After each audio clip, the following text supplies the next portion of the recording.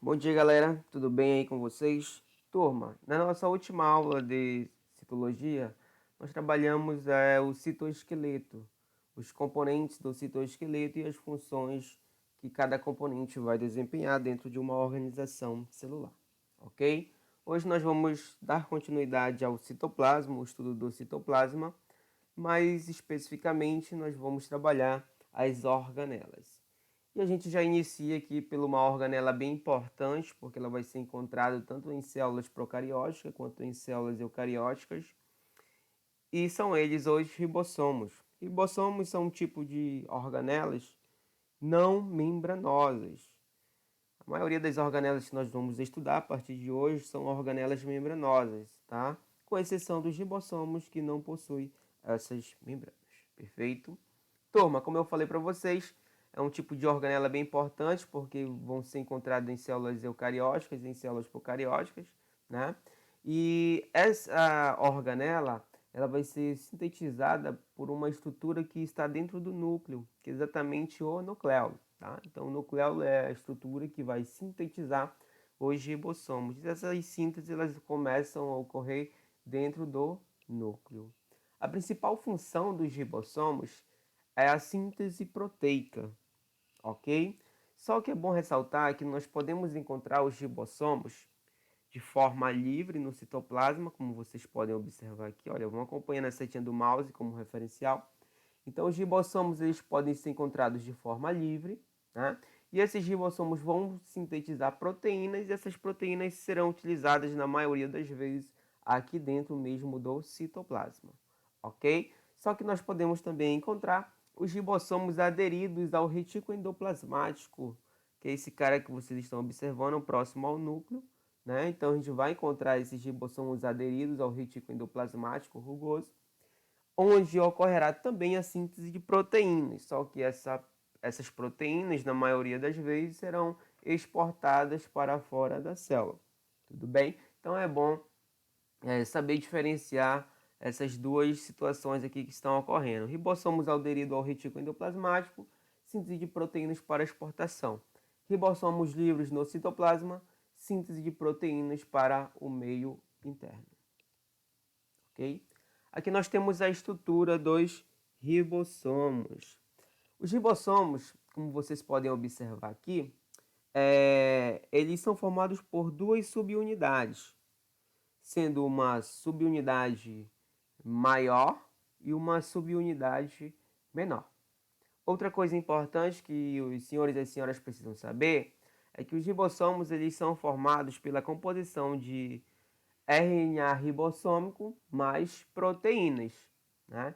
Então aqui ó, nós temos RNA ribossômico junto com as proteínas e aí nós temos a formação desses ribossomos, ok? Vale relembrar que nós temos a subunidade maior e a subunidade menor. Beleza, galera? Vamos adiante. Bom, os ribossomos dos procariotos, ou seja, das bactérias, eles são chamados de ribossomos 70S. Esse 70S é nada mais que um gradiente, tá? Um coeficiente de sedimentação dos ribossomos. Tá? Então, esses ribossomos 70S nós vamos encontrar nos procariotos. Mais uma vez, tu podes observar aqui as subunidades maiores e a subunidade menor, que vão compor os ribossomos. Né?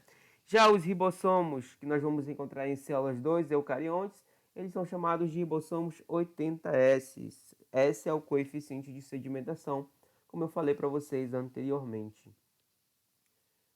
Geralmente, os ribossomos dos eucariotos eles possuem um tamanho maior em relação aos procariotos. Tá? Esse é o coeficiente de sedimentação. Ok? Vamos adiante. Isso aqui é bem interessante. Ok?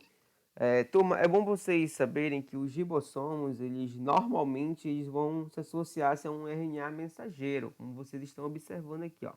Aqui eu tenho ribossomos, ribossomos e ribossomos. E todos esses ribossomos, eles estão associados a um RNA mensageiro. Quando nós temos essa estrutura sendo formada, ou seja, um conjunto de ribossomos associado a esse RNA mensageiro, nós temos a formação dos polirribossomos, tudo bem? Então, os polirribossomos nada mais são do que um conjunto de ribossomos atuando ao longo de um RNA mensageiro. Prof, mas por que nós temos a formação desses polirribossomos? Normalmente isso acontece quando a célula ela visa produzir uma grande quantidade de proteínas. Aí elas vão formar os polirribossomos, ok? Um exemplo disso são as glândulas secretoras de certos hormônios de natureza proteica, que são liberados para o sangue, indo atuar em outros órgãos do mesmo organismo. Tudo bem? Muito cuidado, turma, com a formação desses polirribossomos. É a associação de ribossomos a uma fita de RNA mensageiro. Beleza? Vamos adiante. Bom, agora a gente vai entrar no sistema vacular citoplasmático. Esse sistema ele vai ser formado por 3 organelas membranosas. São elas: retículo endoplasmático rugoso, retículo endoplasmático liso e complexo de Golgi. Vale ressaltar que essas organelas elas vão ser encontradas apenas em células eucarióticas. Em células procarióticas nós não vamos encontrar essas organelas que eu acabei de citar para vocês. Beleza? Importante vocês saberem também desde o início, eu vou falar de cada organela aqui, dessas 3 organelas, né? Eu vou falar uma por uma. Mas é importante vocês saberem que existe um intercâmbio constante entre essas 3 organelas. Ou seja, se há um intercâmbio, essas 3 organelas elas vão trabalhar juntas, elas vão trabalhar em conjunto. Beleza?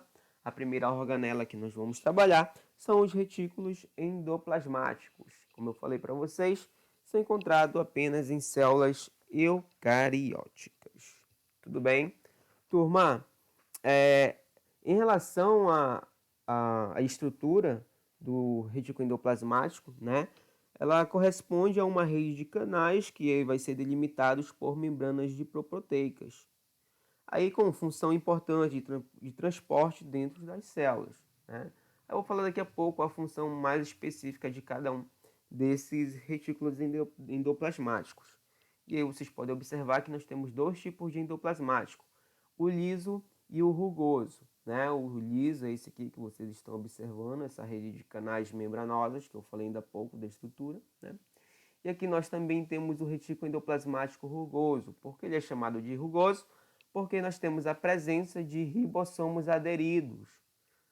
Perfeito? E aí o fato de ter esses ribossomos aderidos dá um aspecto rugoso. Por isso ele é chamado de retículo endoplasmático rugoso. Beleza? Vamos trabalhar agora as funções de cada um desses retículos endoplasmáticos. Bom, eles vão ter funções semelhantes, mas eles também vão ter funções que vão se diferenciar. Vamos iniciar aqui pelo retículo endoplasmático liso. O retículo endoplasmático liso, ele vai desempenhar funções como armazenamento de substância, não somente armazenamento como transporte de substância, né?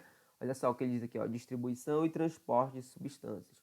Então, o retículo endoplasmático liso, ele vai atuar no armazenamento de substância, na distribuição e no transporte, além de fazer o processo de desintoxicação dos organismos, ou seja, o retículo endoplasmático liso, ele tem a capacidade, ele vai desempenhar a função de neutralizar substâncias tóxicas, principalmente as do fígado, e aí a gente lembra logo das bebidas alcoólicas. Beleza? O retículo endoplasmático liso ele também vai desempenhar outras funções, como a síntese de corticoides, né? Por exemplo, síntese de lipídios, aí um exemplo são os corticoides. Tá? Essa aqui é uma função que é bastante cobrada em provas de vestibular quando abordam o retículo endoplasmático liso. Síntese de lipídios, aí eu te dou um exemplo dos corticoides, ok? Nós temos aqui outros exemplos de lipídios, esteroides, dos fosfolipídios, que vão compor as membranas plasmáticas. Então, aí nós temos diversos lipídios que vão ser secretados, sintetizados por essa organela. Esteroides, fosfolipídios, corticoides, etc.